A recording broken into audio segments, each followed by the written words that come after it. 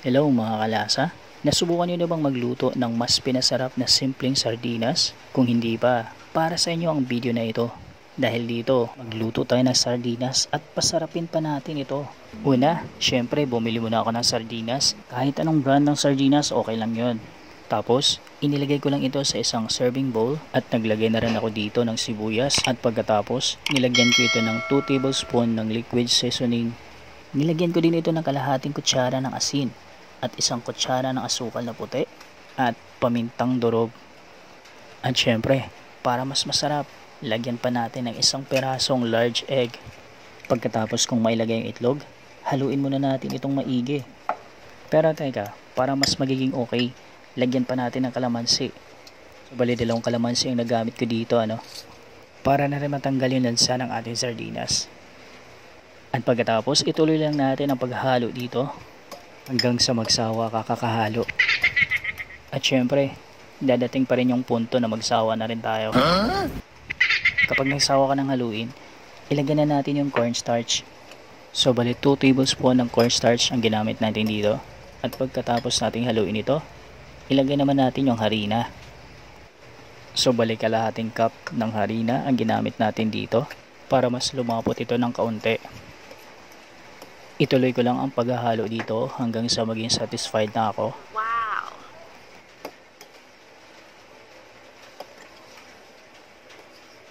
So kapag na-blend na natin ito ng maigi at maganda na yung pagkakahalo natin, pwede na natin itong lutuin.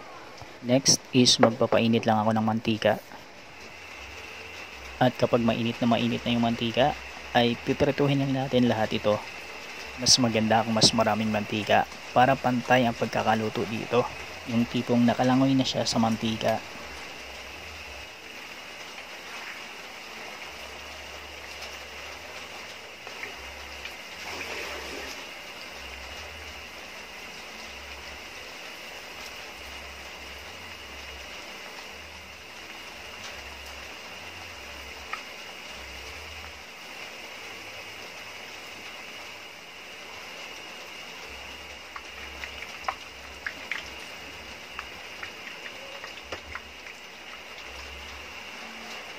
Itabi lang natin yung ating mga naluto na at itutuloy lang natin ang pagluluto doon sa mga natitira pa. So okay, natapos na nga natin ito, So tingnan natin yung ating mga tinabi na mga na-prep na. So putulin lang natin ito dahil medyo malapad yung pagkakagawa ko. So mas maganda to kung bilog. So yan. At pagkatapos gagawa tayo ng sauce. So gagamit tayo dito ng butter para yun ang gawin nating panggisa para mas mabango yung ating sauce. So tutunawin lang natin yung ating butter at kapag natutunaw na siya, pwede na natin ilagay yung ating bawang hanggang sa mag golden brown ito.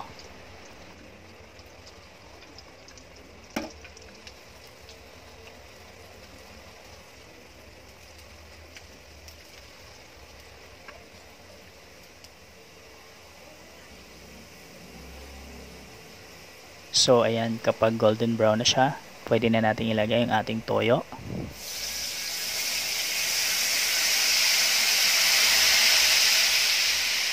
I-mix natin maigi. At pagkatapos, maglagay tayo ng 4 tablespoon ng brown sugar. I-mix muna natin ito.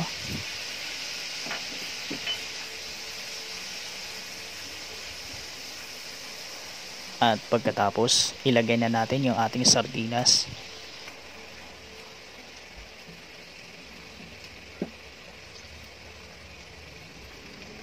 I-mix lang natin ito hanggang sa mag-spread yung buong sauce doon sa ginawa nating sardinas. At pagkatapos, okay na ito. So pwede na natin itong iserve sa ating pamilya. So ang simpleng sardinas ay pwede nating gawa ng paraan para maging espesyal at magiging masarap ito sa abot kayang halaga. So ilipat ko lang ito sa isang serving plate para makakain na rin kami.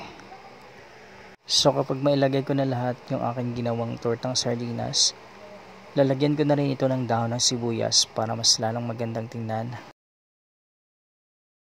Kung nag-i-enjoy kayo sa panonood, sana huwag niyo kalimutan na mag-subscribe sa ating YouTube channel at mag-follow sa aking Facebook channel, Lutong Bisdak Page, para lagi kayong updated at lagi kayong manonotify kapag meron tayong bagong mga upload.